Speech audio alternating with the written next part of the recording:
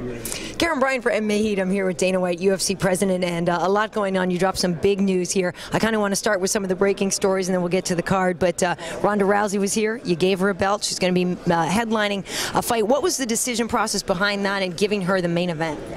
Well, we've never been in a situation in UFC history where we've had a title holder fight on the undercard. It doesn't happen. She deserves to be on the main event. She is, she's the champ. She's badass, and that's it. She's the main event. She deserves it. Now, obviously, I'm a woman in MMA, and I know that, people love to talk rumors and gossip and stuff. Well, how do you feel when people say that, you have a crush on Ronda and you're in this and that? I mean, how does it make you feel? Yeah, I guess you could say that I do have a crush on Ronda. I mean, I have a professional fighter crush on Ronda. I love the way she fights. I love her her personality and her demeanor. She's mean, man. She's nasty, and those are what I like her. I like the Diaz brothers. I mean, I guess you could say I have a crush on Anderson Silva too. I had a crush on Chuck Liddell, and there's many other fighters that I've had crushes on, if that's what you want to call it. Well, you have a crush on Anderson. You bought him a sweet car. Yeah, exactly, exactly. Can you get a crush on me? Yeah, people are talking about Ronda. How about friggin' Anderson? Yeah, no, there's no doubt about it, and it is a little awkward for me to talk about what a huge Anderson Silva fan that I am.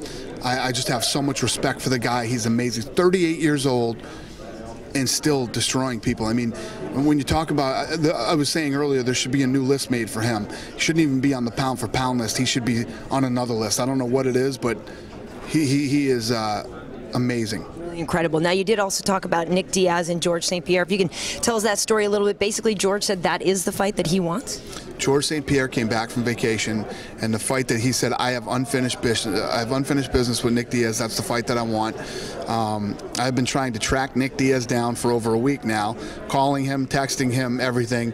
I heard that he's here in Seattle, so I'm going to try to corner him and talk to him while he's here. Well, I was with him yesterday for a while. We were talking, and he's funny. He's in a good mood. He's in a good place. He knows, he was like, well, I said, when can you get licensed? Are you doing this? He's like, hey, whatever, I don't know, we'll see. But the fans love him. People were freaking out to come get a picture with him. I mean, he's such a popular guy. He's a popular guy because again, going back to, my crush on Ronda Rousey, he's mean and nasty. He's a mean, nasty fighter. And that's what people like. People respect that. BJ Penn, when we were talking about his legacy and everything else, when the name BJ Penn comes up, first thing you think of is this guy fights anybody. He loves to fight. He's always intense about fighting, and that's what excites you when you're a fight fan. I will never forget the image of him licking his gloves. Yeah, I know, it's true. I mean, he's a madman. Do you mentioned also that you don't believe marijuana should be called a PED? Can you expand on that a little bit? Yeah, I mean, when you look at guys who are using performance-enhancing drugs, what makes them so bad is the other guy's not on them. It makes you stronger, faster. It's dangerous. You can hurt another human being on those. Marijuana, you can't. Marijuana is a different situation. It's illegal, absolutely illegal, and there should be penalties for it. But they shouldn't be the same penalties as somebody using a performance-enhancing drug. So now, is that a conversation you need to have with the commissions around the country, or I mean? Commissions could give a shit what my opinion is or what I think. That's just my opinion. Yeah. All right. Well, let's move on to the card because it is amazing. You did say. And the question came up about him being licensed. Do you think he'll be able to get relicensed? And my response was, there's no way in hell he shouldn't get relicensed. It's ridiculous if it's even a question whether he should be relicensed or not. Well, I agree with you on that for sure. Now, I do want to move on to the card here. Obviously, you were almost, kind of giddy up here at the fact that all the guys that you signed up were actually here today, showing up. Was there one on this fight, though, this fight card that you're most looking forward to? Well, here's how I think it's going to go. First of all, Matt Brown and Mike Swick is going to be an absolute war. And I don't think that that's going to go to a decision. I think Matt Brown is kind of underrated. He's flying under the radar. When you look at his stats, they're pretty unbelievable. Going to be a fun fight, okay? Then the second fight, I mean, Rory versus BJ could be a main event anyway. That fight's going to be awesome. Shogun is a friggin' warhorse, man. I mean, I don't know what to expect in that fight, if they will stand and slug or if somebody's going to start getting the worst end of that and try to go to the ground. But that's going to be a fun. And then the main event, when is it not exciting when Nick Diaz fights? First of all, he looks better every time he comes out. I thought he was going to lose to Cerrone. He destroyed Cerrone. and it's going to be fun. I want to expand on one thing you said about Shogun.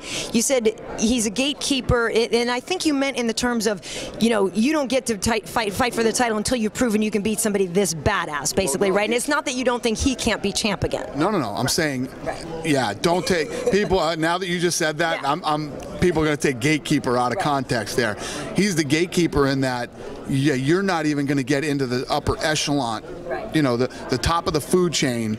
This is the guy that you got to get through this guy first. Right. No, I agree with you on that one. I just wanted to give you the chance to clear it up because I tweeted it and people were already like, what do you mean he's a gatekeeper? Not what I meant. Totally not what I meant. I meant you got to get through him before you even think about being at the top of the food chain. Now, I'm going to Australia next week. I'm very excited. How do you feel that Tough has gone on, you know, in the other countries? Obviously, we know Brazil really blew up. But how was Tough Smashes for you? And is that something that you believe you'll do again there? And or where are you going to farm it out? We will do it again there. It's been phenomenal. The season was great. And yeah, we're going to keep doing it. Nice. And now you've talked about the fact that we're going to have so many more fights next year. How are you spreading that out? How do you balance that out between which ones are on pay-per-view, which one's Fox, FX Fuel? How do you do that? I think it's Monday. When I get back on Monday, it's either Monday or Tuesday, I have a scheduling meeting. So we'll sit down and actually next week, and that's when we start mapping all that out. And you did mention before that you were going to try to change some carriage deals so that more people get fuel? Yeah, well, there's going to be a lot of things changing. Again, like I said, last press conference we were at, every year we take this thing to another level and we shake up, you know, the way things are done and the way things are supposed to be done every year, and we're going to do it again next year. We got a lot of surprises coming next year. All right, well, I look forward to it. I like being busy at Fuel, so. Yeah, it's a good thing. A lot of, you know, that's a good point. I mean, when you look at this Fox deal, what it's meant to us, and it drives me crazy, so many people talking shit. The Fox deal could not be better, could not be stronger. It's only getting bigger, it's only getting better, and look at all the opportunities it's created for so many other people in this industry. Every year when we take this thing to that next level, it creates opportunity for everybody, including you. Well, thank you, and good luck with the surgery. You're going full Van Gogh, huh? I am. I'm going Van Gogh, man. It's going to be interesting. Good luck. Thanks for talking. Thank you. Awesome.